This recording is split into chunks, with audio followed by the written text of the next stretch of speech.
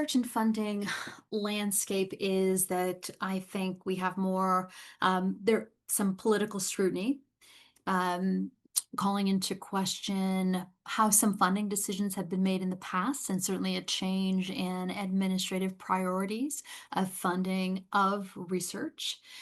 So we have, we continue to have programs getting audited as we have seen before.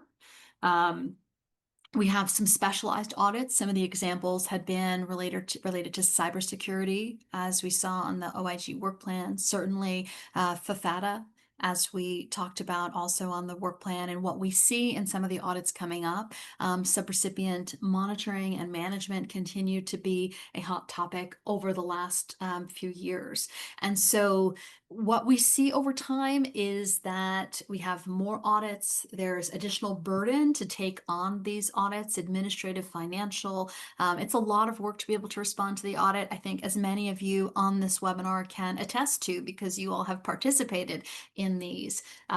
Documentation continues to be really important to be able to document compliance, document expenditures. As we look through some of the examples that we have within our program for today, you will see what I think is one of the saddest, makes me sad to see this type of audit finding, and it's the unsupported documentation, right? And that doesn't mean you didn't comply. It doesn't mean the expense was unallowable on its face. It just means that there was not enough documentation to be able to substantiate the cost.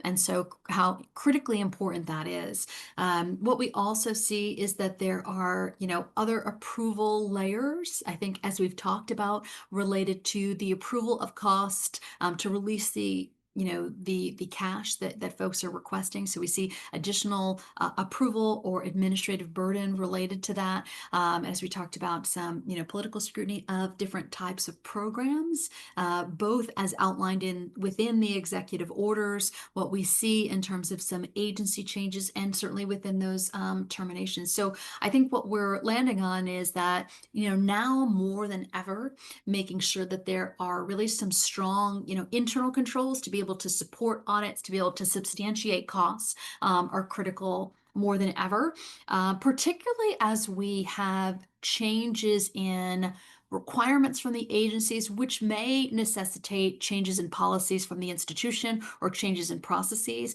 And really how important that is, that as we transition through these different policy changes or process changes, that those are well documented, so that in the future, as you may be faced with an audit, you're able to sort of pinpoint at what particular time and point in time you had a change, what those changes were, and what the institutional plan was in place.